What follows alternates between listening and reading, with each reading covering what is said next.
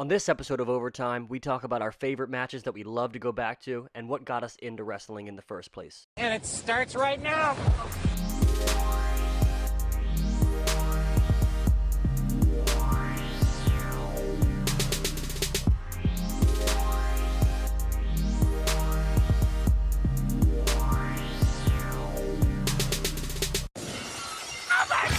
Welcome to Frog Splash Live Overtime. I'm Tyler Hendrickson, and in the studio once again, David. Hi, David, everybody. How you doing? David, I thought it'd be fun to kind of start this overtime kind of talk. I mean, we've been reviewing Raw for the last couple of weeks, and that's great. But I thought it'd be fun to have a little space where we can talk about how we got into wrestling and some of our favorite matches, and ultimately bring our friends and other people who want to talk in so they can share that as well. I think that's a great idea because wrestling is better when you have more people to talk with it about. And when you have the context of why someone enjoys the programming and what keeps them coming back. I agree. What matches they love to go back and watch. Mm-hmm. So let's kick off this by just telling some of our earliest memories, how we got into wrestling in the first place. And since I'm older, I'll go first. So I was probably 4, 5. This would have been 97, 98. Those are my earliest memories of wrestling. My dad and brother watched wrestling, and I don't remember too much. The one thing I definitely remember for sure, some way, somehow, some reason, I was a huge fan of Goldust. And my father, Troy, and my brother, Troy Jr., Troy Hoss, always used to joke about that. Goldust is legendary, right? Yeah, I mean, Goldust's been around for billions and billions of years. And he's still grinding. I also remember when Owen Hart died. I think he died at In Your House.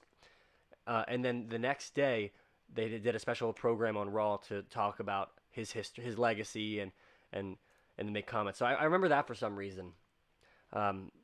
Interesting thing, though. The Sandman, who was a wrestler on ECW. Here we go. Sandman worked with my dad after he stopped wrestling for a beer distributing company that my dad's still grinding. And he used to get tickets for WWF every time it came to Philly. So I remember going to those shows a lot as a kid. I even remember having the World Wrestling Federation belt, like the round one. Mm-hmm. And I remember having not Ultimate Warrior, Legion of Doom, spiky shoulder pads. I had those too, and I used to wear those to the shows. So wrestling was ingrained. It was part of my family's culture for a long time. Mm-hmm. But at some point, my dad and brother stopped watching it, and I did too. I didn't really have much experience with the actual wrestling shows until later.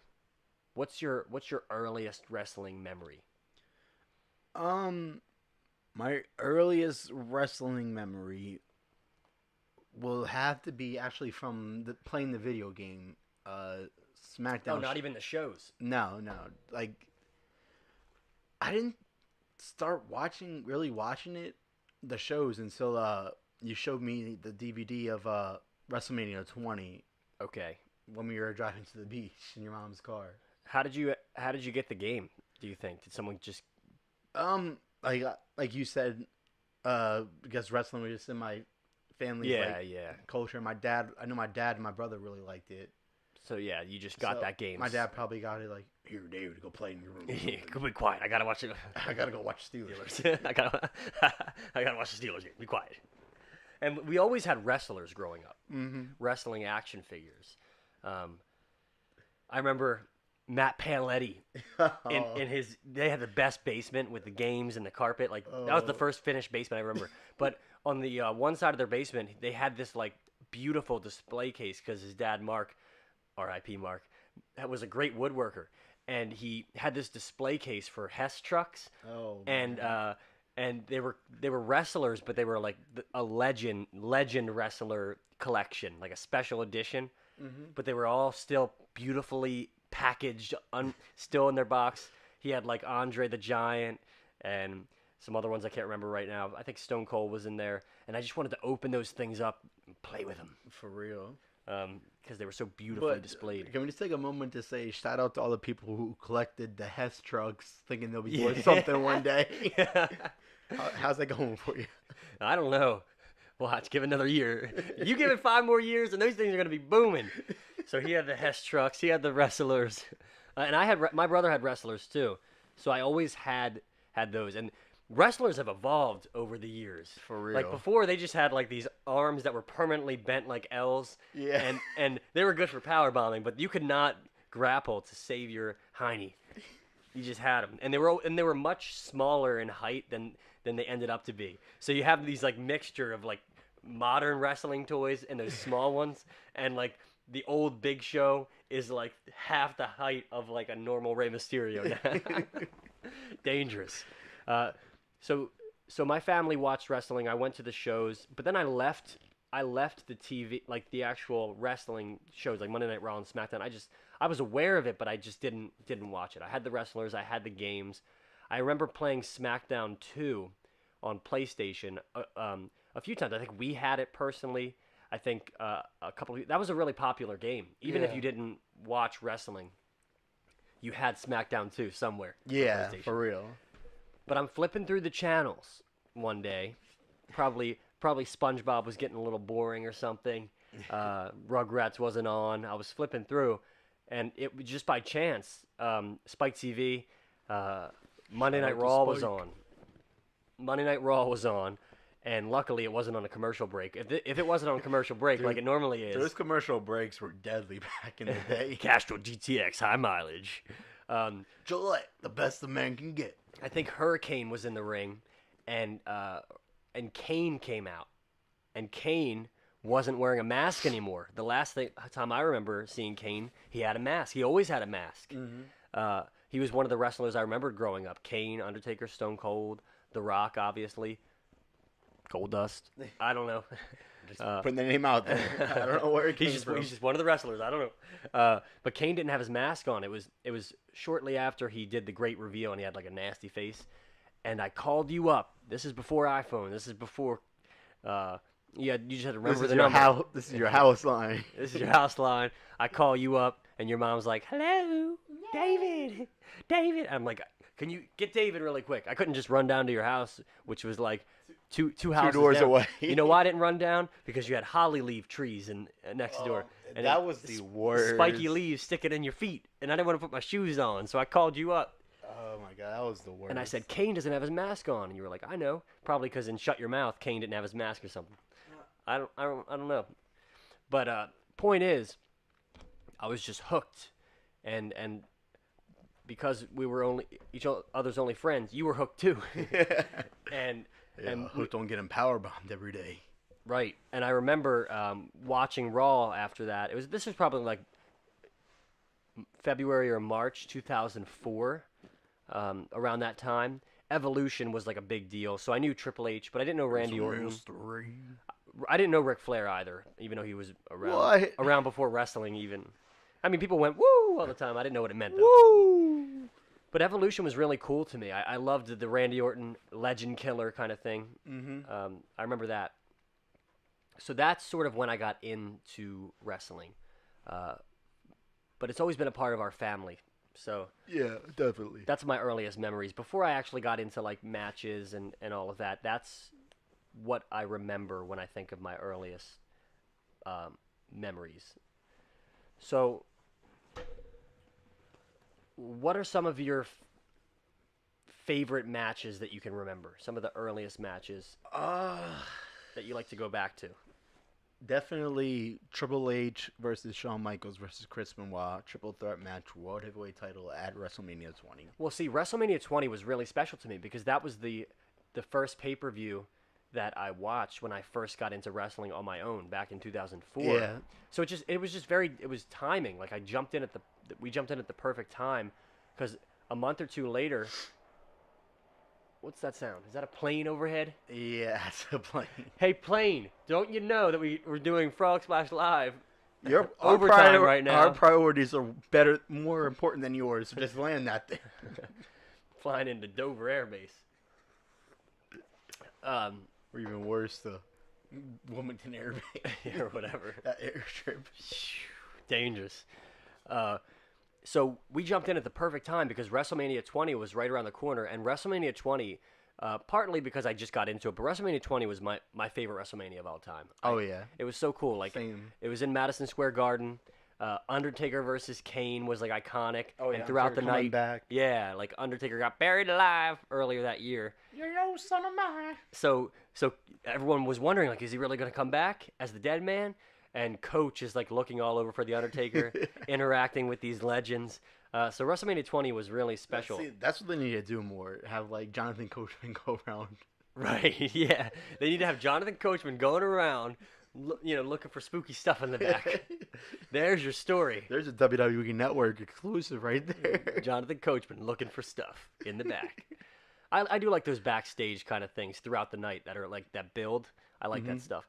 But some of my favorite matches are from WrestleMania 20. Like John Cena versus Big Show was a great way to open the show. Oh yeah, it's still one of the best openers, in my opinion. Yeah, and that got me into it because like how's John Cena gonna lift up Big Show, and is the FU gonna be strong enough to get the 3 count on him? Now you said FU. Oh, sorry. AA. The attitude adjustment. Back then it was the FU. Yeah, you gotta And young specify the attitude adjustment. But he gets the brass knuckles because John Cena used to have brass knuckles that said "Thug Life," word life, face thugonomics. So he acts like he's gonna punch him with that. Remember that sweet like metal chain link that he wore with the padlock on it? Padlock. Oh my gosh, John! Like like in that match, he like wrapped it up on his hand. Acted like he was gonna punch him, and then he threw it Ref's across like, the no. ring. So Ref has to deal with that, and then John Cena gets his brass knuckles out of his pocket. Yeah. Pops Big Show. Big Show gets knocked out against the rope. Comes back. Attitude adjustment. Second one. A second FUAA, and gets the win, and he gets the United States Championship. Which Big Show was holding for like 6 months, I think. Yeah, that one of Big Show's longest run. So that was just a cool way to open it, and later in the night they had the Cruiserweight Open, and at that time I loved, and I still do. I love Cruiserweight action. Rey Mysterio was like the biggest thing in the world back then. Well, he was building up. Chavo Guerrero was United Cruiserweight champion. Hated him back then. Yeah, Chavo was a bad boy, and basically it was the way the match worked. It started with 2 cruiserweights. The winner of the match got to move on, and the next cruiserweight would jump in, and you didn't really know the order. And Chavo Guerrero would be the last person that they faced. It was kind of like what's that type of match called? Like a slobber knocker, I guess. Almost a slobber knocker format. No, it's a Iron Man gauntlet match. Gauntlet match, yeah. Really not fair for the first person in the match. But I mean, you had people like wasn't Tajiri there? Yeah, and Tajiri was there. And he had his manager at the time. Akio, yeah. Ultimo Dragon. Yeah, Ultimo. I forgot about him, and I loved his finishing move. Yeah, the Ultimo Driver or something. It was sort of the. He grabs him almost like an RKO, but he flips. Yeah, it's like the Seth Rollins does it. Yeah, like an inverted DDT. Yeah, like a backflip inverted DDT. Yeah, it's cool. Rey Mysterio was in the match, and Billy Kidman, and a lot of other cruiserweights. Yeah, a lot of people. Jamie Noble. Yep, I like Jamie Noble. Yeah, people don't know Jamie Noble was a wrestler. They just think of him as J&J Security. Yeah, J&J Security. He was a cruiserweight back then, and he wore these sweet jean shorts.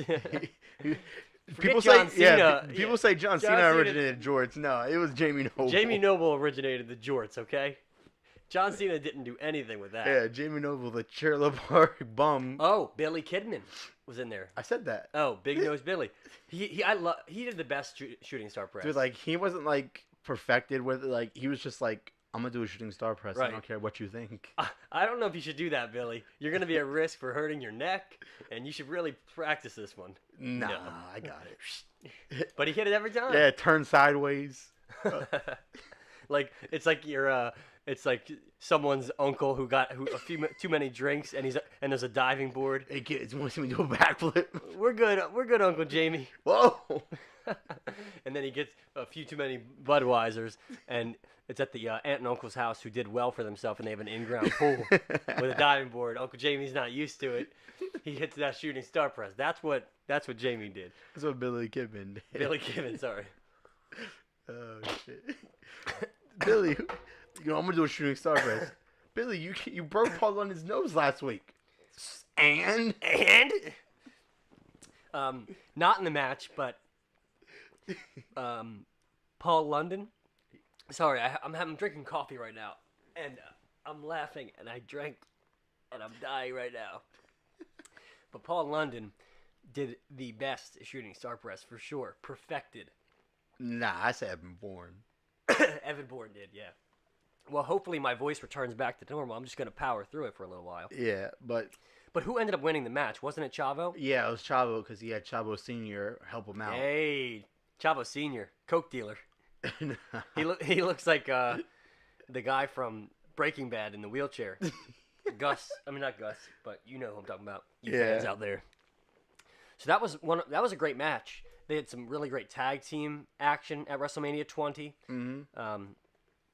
And one of our favorite matches was the main event. Chris Benoit, like you said, Shawn Michaels, Triple H, in a triple threat match for the World Heavyweight Championship. Yeah, that was a great Let's talk match. about like how that match came to be. So Shawn Michaels came back to Raw, probably after an injury. Yeah, Him and Triple H he was gone for like 5 years because of the back injury. Triple H had this, and him had this brutal feud, post DX kind of stuff. They want both of them want the spotlight, but only one can have it. Yeah. And then Chris Benoit was on SmackDown at the time, and Yeah, he was like, him and Paul Heyman were feuding. Paul Heyman was like, GM at the time. "You're not gonna get into a Royal Rumble match." Okay, well you are, but you got to enter number one. Yeah. So Chris Benoit goes over an hour in the Royal Rumble, wins it, Eliminating Big Show at the end. yeah, and Which ultimately, was crazy. He was right. he was like a little pit bull in there, lifting Big Show over. right, and then he wins, and he's gonna go for the WWE Championship on SmackDown. I think didn't JBL have it? No, it was Kurt Angle at the time. Kurt Angle, right?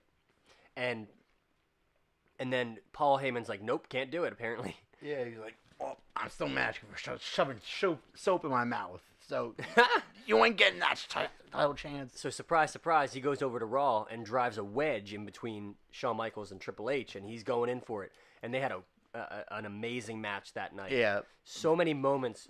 definitely a 5-star match in my opinion. Yeah, where you think the match is going to be over, and finally at the end, Chris Benoit gets Triple H into the sharpshooter, A crippler crossface. crippler crossface, and Triple H reverses it into like a pinfall. He's like holding him down, and it's like a close two, flips him back over, and then he makes Triple H tap for the win. Yeah, and it was an insane match. Him and Eddie Guerrero both won championships.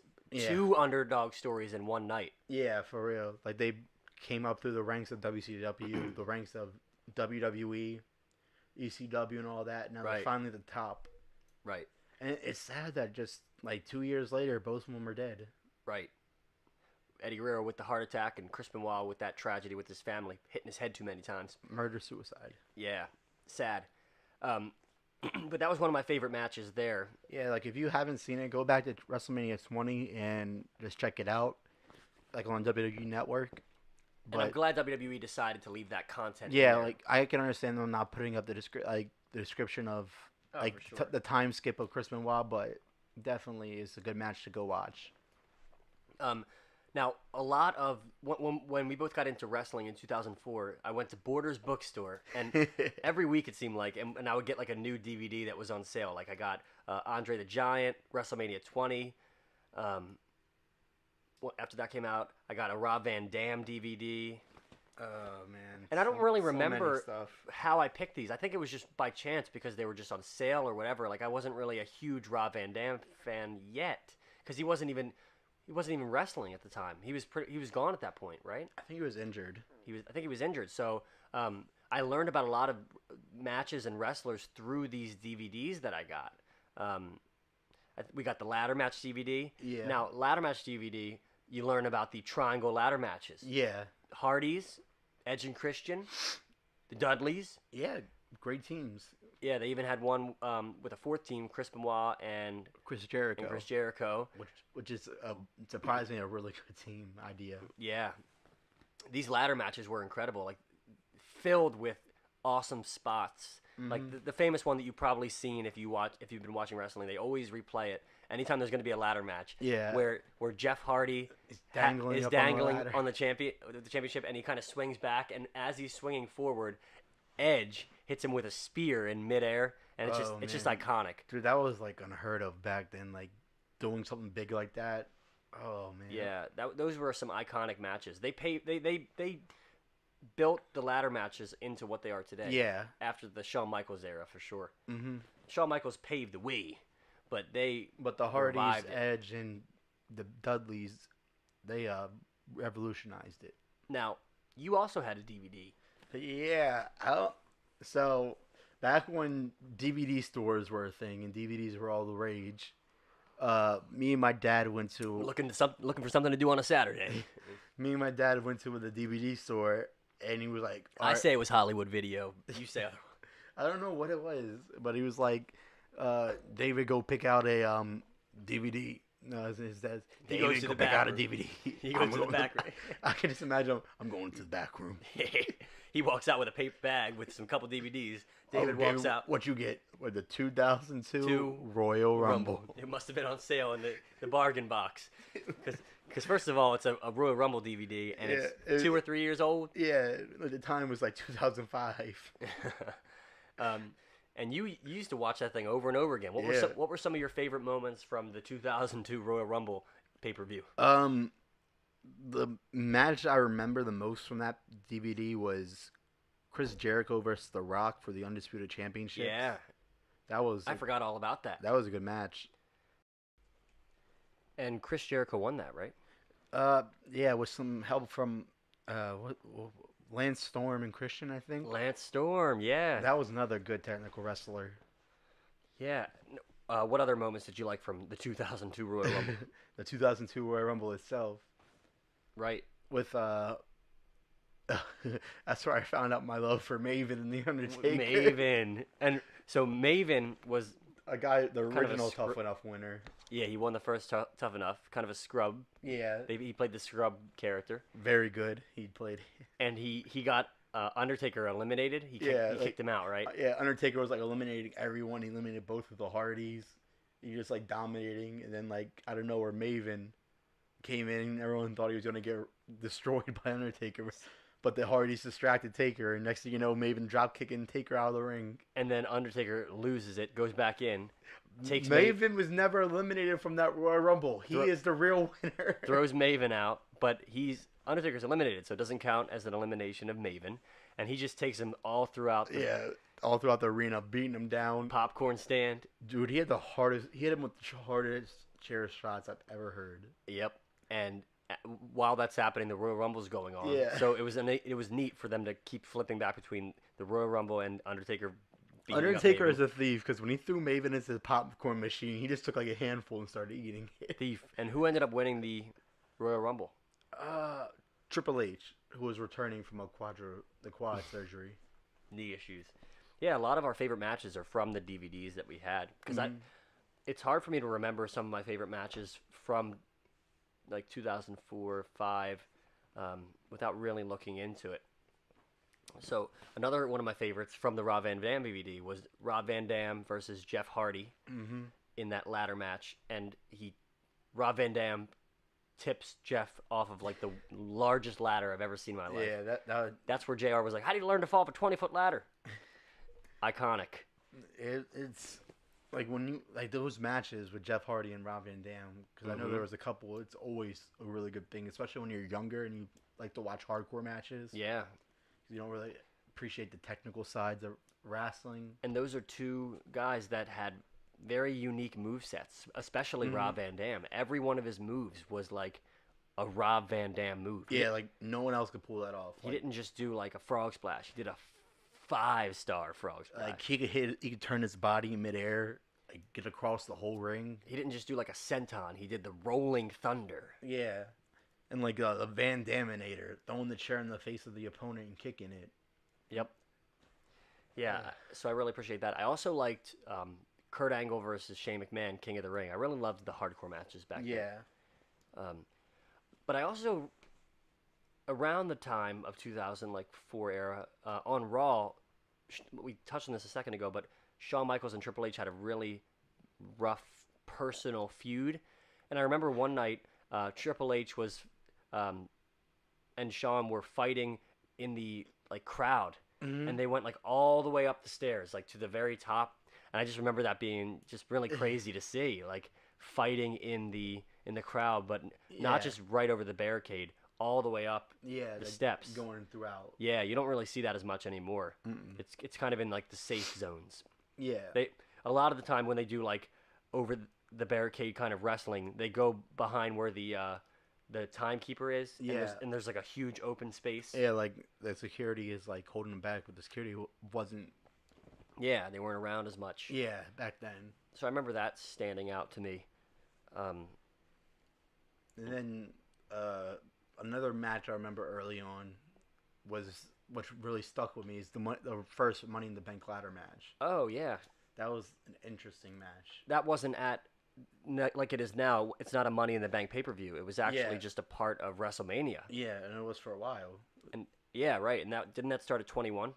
Was it 21 or 22? Yeah, it was 21 because that's when John Cena won the title, and then Edge cashed it in on him. Yeah, and remember, like, Kane was in that match, Yeah, and like, the ladders were on fire when he walked out. Yeah, that was so crazy. Yeah, because WrestleMania used to kick off with the Money in the Bank matches, and that was an amazing way to start off those pay-per-views. Oh, yeah. I looked forward to that every year. Yeah, especially when your favorite wrestler, Shelton Benjamin, was in it. Yeah, Shelton. He, like, people say, like, oh, well, Edge is the master of the Money in the Bank ladder match. Well, Shelton was the original master of those matches. Yeah, He always had the biggest spot in those matches. Yeah, like, running up the ladder to jump on people. That was crazy. I think it was the second Money in the Bank where he put the ladder across from the ring to the barricade, like it made a bridge. Yeah. And wasn't it Jeff Hardy? No, that was Jeff Hardy doing that to Edge. That was at 23. Oh, okay. Yeah, that must have been like the second or third. Yeah, it was the third one. Yeah. Jeff Hardy. Because Jeff Hardy came back. Yeah, and him and Matt put Edge on the ladder and just jumped. That was brutal. Yep. But yeah, those Money in the Banks were great. I do remember those. Mm-hmm. I remember looking forward to those every single year, and it was a really great way to start off the WrestleManias. So now that we're talking about some of our favorite matches, let's just kind of talk a little bit about some of our favorite wrestlers. We all know like The Rock and Stone Cold and Triple H. Like we know those icons are our favorites. Mm-hmm. But let's talk about some others that maybe were huge but aren't as talked about as much.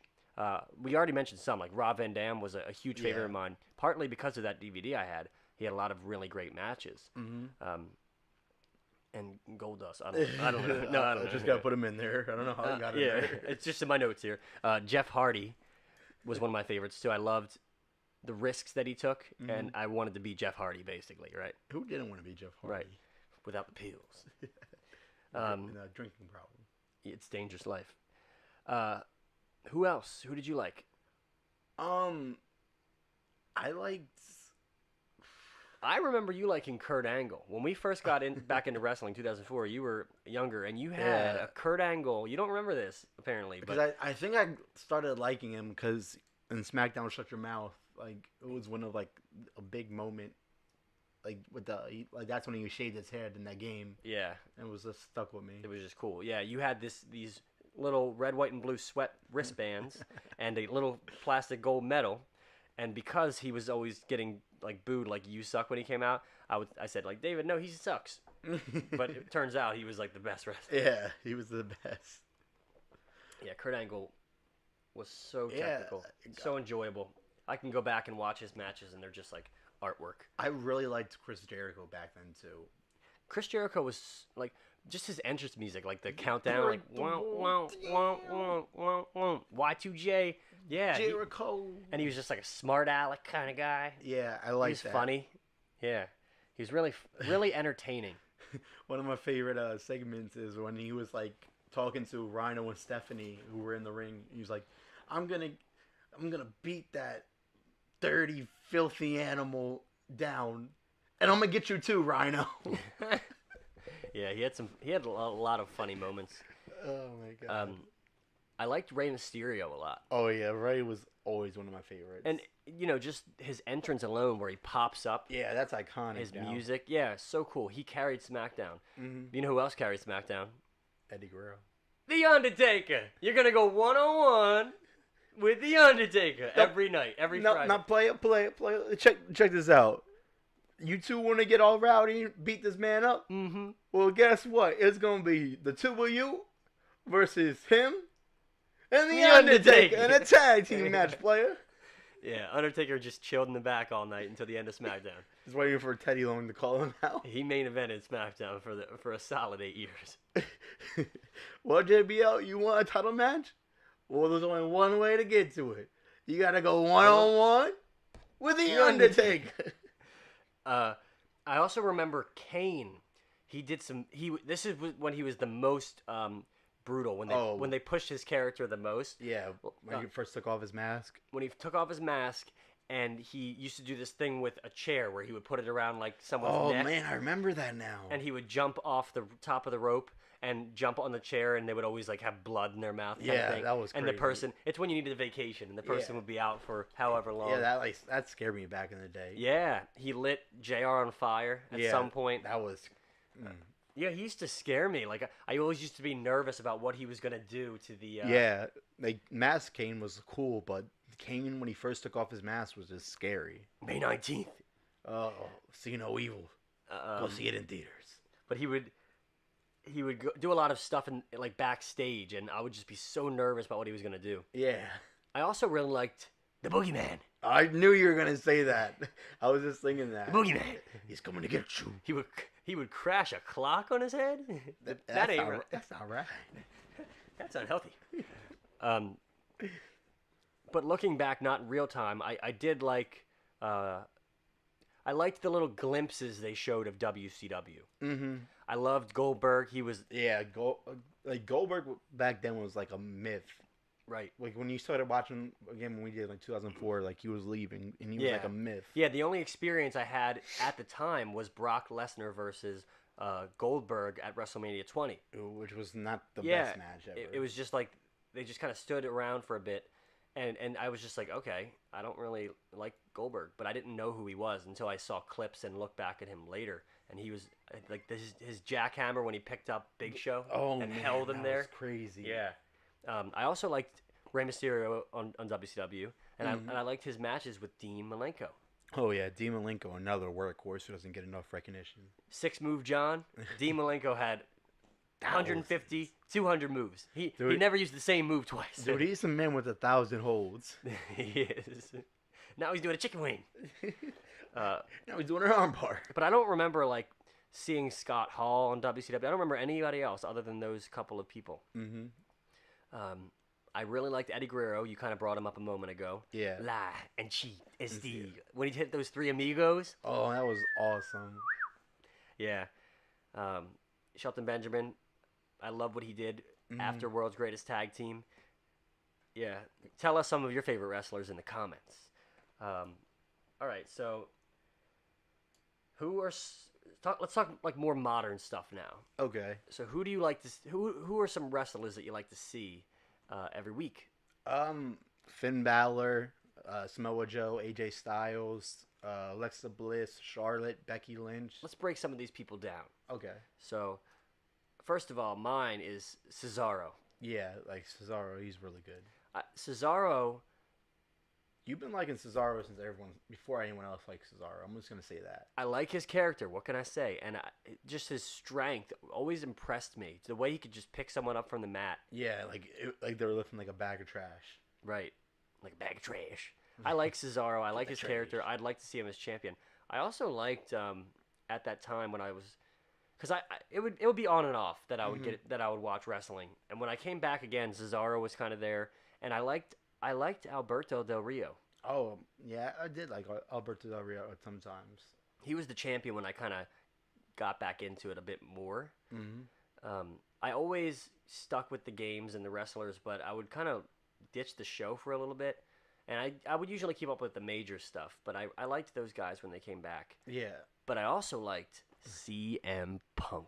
There it is. There it is. I was at a dark show. We were at a dark show at the University of Delaware, and I had a CM Punk shirt. It was the coolest shirt, a black T-shirt with a skeleton on it and a heart. Yeah. And normally, wrestling shirts are like 3XL. They're always way too big on you. But this shirt fit nice, and I was at the barricade. Because you could get pretty close at these shows. Yeah. There wasn't assigned seating, I don't think. Especially when your mom's Susan Hendricks. Right, and you would just go up, and he saw the shirt, and he kind of gave me one of those little like handshake, like grabbed my hand, pulled me in, and he was like, I think he said, thanks for the shirt, I guess. And I loved CM Punk. Yeah. We used to do some backyard wrestling on the trampoline that all throughout our lives, and I basically took his moveset, and I was all about CM Punk. Yeah, he was really good. I always enjoyed CM Punk. Yeah, Like one guy to come back. I want CM Punk to come back. Yeah, this is gonna be awkward, but I want him to come back. I'd love that. I'd love that.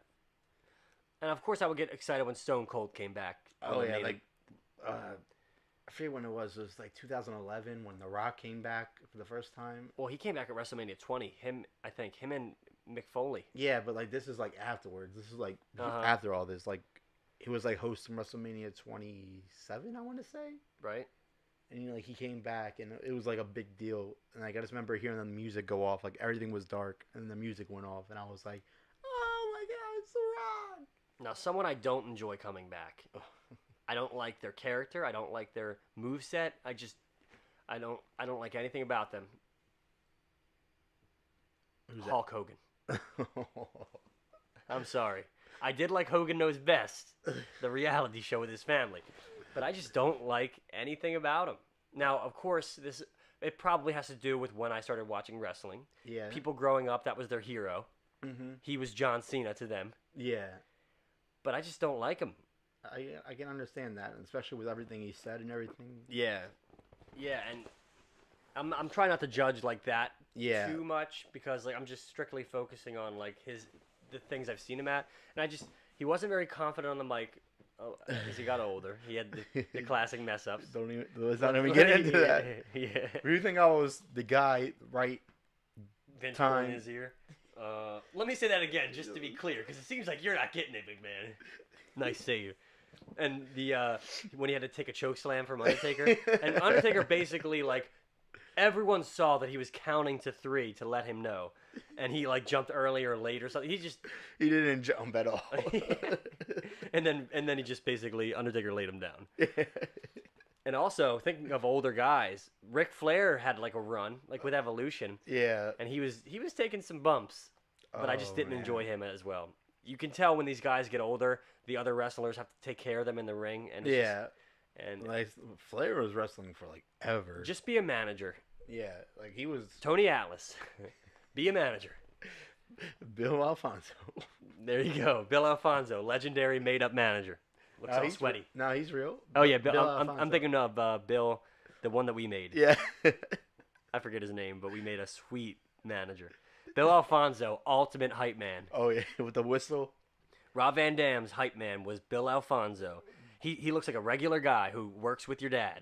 He blew this whistle, and he would always say "Daddy." He was hype. He was hype. He was hype. Around this time too, 2004 or so. I mean, I know we're more modern, but they brought back ECW for a bit. One Night Stand first, and then a whole ECW run. Yeah. And that was fun. I loved the hardcore kind of stuff. Yeah. But speaking of some favorites now, you kind of fired off a bunch. Let's talk about a few. Like Evan Bourne. Evan Bourne. Really liked him. I didn't say Evan Bourne, but yeah, he was good. Okay, maybe I just heard that, but I liked Evan Bourne. He was the best high flyer in my view. Yeah, in terms of like athleticism, accuracy. I never really saw him mess up. Yeah, he was always good. Always on point. And he just had the best spots. Like you're always excited to see him. He could just wrestle, and you're happy about it. Yeah, like another guy I liked earlier was Cody Rhodes. Mm-hmm. I always liked Cody Rhodes. Back when he started with Hardcore Holly as a tag team, I always was a fan of Cody Rhodes. What do you like about him? He was just like relatable, you know, like even though he's Dusty Rhodes' like son, but he was like just like an average Joe at first. Uh-huh. And then I saw him build into like more of a star. Yeah. Like everything he did. I liked his move set. I liked his gimmick when he was like deformed Cody Rhodes, or like beautiful Cody Rhodes smoke and mirrors theme. I loved everything about him. I just didn't like the Stardust thing at the end. Yeah, like I didn't like Stardust. He didn't even like Stardust. That's why he left. Yeah. Yeah, that corny stuff. Yeah. Wasn't very fun. The only person that can do that is Goldust. Right. And for him to be his brother as well, it's just like, eesh. But that leads me into one of my my favorite matches. Should we talk about it now, or should we talk about it later? One of your favorite like current matches? No, involving Cody Rhodes. Oh, go for it. Well, one of my favorite matches of all time is the Rhodes family versus the Shield for the tag team titles. Like the build up to that was amazing. How they had Cody lost his job to the Authority, Oh yeah. and so they had Goldust came in and he was like, "Oh, I'm gonna fight for my brother's career because unlike me, he had a really good career." And so he lost his job, and then Dusty Rhodes came in, and like Big Show knocked him out, and it was just like a Yeah. big build up. And the Shield back then was like huge, undefeated, no one beat Right. them, and then just like the Rhodes family like coming down the aisle and just like doing the Shield together, like the Shield fist bump. Mhm. The three Rhodes family, Dustin, Cody, and Dusty. Yeah. It was just an iconic scene for me. Right. And then Dusty died like shortly after that, right? I think it was like 2-3 years. Yeah, so he had like some nice moments. Yeah. That's cool. I really always loved Brock Lesnar, Paul Heyman pair. Yeah, they were good. They are good. Brock together. is the huge muscle talent. I think I had a Brock Lesnar DVD or something involved. Yeah, you did. Here Comes the Pain. Brock Yeah, Lesnar. yeah, and that's so you get these DVDs and you hear their backstory and everything, and you Nah, really get into them. I think why you really liked Brock Lesnar, as you said earlier, because SmackDown Here Comes the Pain with Yeah, Brock Lesnar in it. right, the game built up on that, or oh, you mean the DVD? Like no, the game. Yeah, SmackDown. Yeah. because that's the first game that I got when I got back into wrestling. Here Comes the Pain. That was a good game. That was great, and Brock Lesnar was like obviously the main guy on that. Mhm. And yeah, it's funny how DVDs and games and action figures, they kind of build on that kind of stuff, Yeah. especially as a kid. And I loved. There Oh, they you went poor, through this poor backstory of thing. how he was a By the really way, great you forgot college your wrestler. briefcase. I think high school too, all throughout. Ooh, And it so showed some of this his, is like, the thanks I athletic get training, for just, like, working carrying overtime. Yeah, log that's down what. the road. Yeah, that's what stuck with me. Carrying the telephone pole Pole. log. On the side of the road, running down. He's not just running down the street. He's No, running with he's like jogging down like a middle of nowhere in a normal pace with this in huge, Minnesota. Yeah, with this huge telephone post, nuts. And then when he came back, Oh man, that was great. Paul Heyman was just shining. Like I would watch all of Raw just to get the Paul Heyman promo. Yeah, because like we haven't seen stuff like that since like CM Punk was only doing like great promos like that. Right. There'll be a couple people here and there, but like CM Punk was delivering constantly, and then Paul Heyman was like next level, constantly delivering. Promos just aren't as big of a part of wrestling anymore. Mm-hmm. But yeah, Paul Heyman's promos were you got sucked into them. Yeah, They were so intense, and Brock would just stand there, yeah, waiting for. looking intensely like Right. a beast. Don't give him the mic though. He's like, "Oh, I'm about to take you to Suplex City right now. bitch." Yeah, he's good for those one-liners, and that's the best. That's the best part. He'll grab the mic and say something like that.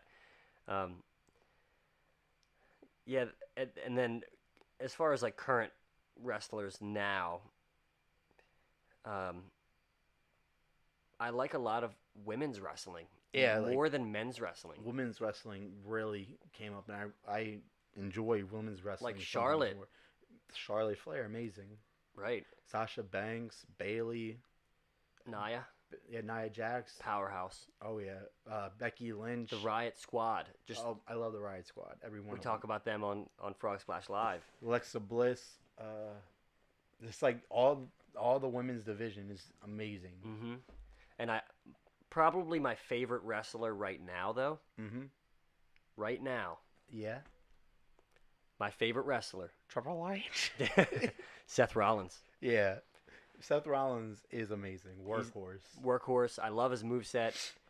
You can tell when someone's really into it and they want to put on an amazing show. Yeah, that's Seth Rollins, 100%. I feel like in WWE, they want to avoid people getting injured, which makes sense. And nowadays, unlike before, you can play it a bit more safe. Yeah. But Seth Rollins just goes. You can tell that he's taking risks Yeah, like that he doesn't need to. he's surprisingly strong for how he is. Yeah, Like for sure. Like when he does the superplex into the Falcon Arrow, that's an amazing move. Yeah. Yeah, Seth Rollins is my favorite for sure. I can see that. Do you have any recommended matches for people who are kind of getting into wrestling right now? The couple at the top of my head is John Cena versus The Rock at WrestleMania. John Cena versus CM Punk. Whoa. The triple threat. Not the John Cena CM Punk at the Money in the Bank 2011. The triple threat match at WrestleMania 20. And the TLC ladder matches. Yeah, I would say the TLC ladder matches. That's what I was going to say. John Cena's fun to go back and watch. I mean, yeah, obviously, like, get the WWE Network even for, like, the free month. And check out, like, the historic stuff, like Rock, Steve Austin, John Cena's history. John Cena's first match with Kurt Angle. Man. Ruthless aggression. But I would also say, like, check out Dean Malenko. Yeah. I really enjoy his matches. Like, check out the WCW stuff. Because him versus Ray, they had a really great, feud for a long time. Like, Dean Malenko versus Chris Jericho was really good, too. Mm-hmm. Like, I don't know if they have it on there, but, like, Chris Jericho had a promo where he's like, well, you're the man with 1,000 holds. I'm a man with 1,001 holds. I also enjoyed John Morrison. Oh, yeah. Oh, I forgot about John Morrison. He was really good. Yeah, Johnny Nitro from WCW, I believe. No, I don't think he was in WCW. I thought he was. I thought that's how him and Eric Bischoff initially started. I'm not sure. Anyway, in WWE, he was John Morrison after Johnny Nitro, and he did this glamour boy kind of character, parkour guru. But he had some really clever moves, and I really enjoyed watching him. Another person you should watch the old stuff of is The Miz, because The Miz came... I know you love The Miz. He is one of my favorites. I forgot to mention it, but Miz came up from, like, how he was when he first started to where he is now. You can tell that he worked really hard to get to where he is. Yeah, I think so. We didn't even bring up Big Show too much. I never was really a fan of Big Show. Yeah, he's always... I don't know why. Of big guys, he hasn't been one of my favorites. Yeah. I like Mark Henry, though. What do you like about Mark Henry? Mark Henry is like... Sexual chocolate. That's what you like. Yeah, sexual chocolate. But, like, when you look at him, like, he was doing his Hall of Pain, where, like, he would, like, beat the crap out of people. Like, he was less intimidating. And, like, just hearing the stories about how he crushed an apple with his bare hands. He bent a cast iron skillet like it was nothing. Like, he really is the world's strongest man. The original Braun Strowman. Yeah, he was. That's another guy, Braun Strowman. I like Braun Strowman. Me too. I love his speed, his strength, and he's another intimidating type of person, obviously. I like it when I can believe what I'm watching. Yeah. No, I didn't like when they got into, like, him flipping trucks and that kid stuff that's just, like, ridiculous. But I do like his character in general. Definitely. Now, do you watch SmackDown much? Are you keeping up with that? Because I've just been watching Raw. I dabble in it. I watch the... I dabble. I watch the highlights on, like, WWE on YouTube and everything, and it's like, watch what happens, what's going on, like, Aiden English and Rusev right now. That's very interesting to me. What happened in Milwaukee, Tyler? What happened? I don't know. So far, Lana looks like she wanted some English instead of Russian. I don't know. I don't know anything about that. Those kind of feuds are always like, eh. But also AJ Styles. That made me think of something, though. So that feud where he went to his house, I'm pretty sure Stone Cold. Remember that? Brian Pillman. Brian Pillman. With the gun. Yeah, went to Stone Cold. Was it Stone Cold's? No, like, Brian Pillman was hurt and Stone Cold went to Brian Pillman's house. And, like someone got shot. Yeah, like, some legs got broken. Like, no one knew. Like, no one knew that Brian Pillman was going to have a gun, like, in the segment. Uh-huh. And so when they saw it, they cut it all to black. Oh, is that really what happened? Yeah, like, he was like, I'm going to get you, Austin. Because he was pointing the gun at Austin and everything went black and everything. And all you hear was, psh. But was he supposed to have the gun or what? No, like WWE didn't like tell anyone. Like he didn't tell the TV networks that they were gonna have the gun. Oh, so they had to block it because it wasn't Yeah. like appropriate or whatever. Yeah, like they blocked it quick. Who said you were supposed to have a gun? No one? What? Like Brian Pillman, like I never really knew who he was Yeah. until I got older. But then I'm watching him, like he was like the original bad boy. But wasn't he like actually crazy? Yeah, Didn't he have some real demons? Yeah, he did. But he was like a good guy. Like he like had like 13 kids or something. Like his sister, like he took over their kids and stuff. Like, great guy. He was part of the Hart Foundation thought of him as like an actual family member. Okay. Now, I know I didn't really get much into Bret and Owen Hart too much. My brother did though. Yeah. He loved Bret. He loved Shawn Michaels. That was really his era. Yeah. Of course, Shawn Michaels is iconic. Yeah, Shawn I Michaels, love the Rockers. one of the greatest of all time, hands down. Just entertaining, just classic entertainment. Yeah, right like if there. you had to make a list of like the top 5, Shawn Michaels is definitely up there. Yeah. He has to be. Yeah. So go ahead and leave some comments of your favorite matches, what matches we should check out, your favorite wrestlers of all time. Add to the conversation. We're tapping out now, but remember, always go for gold. Always go for gold. Thanks.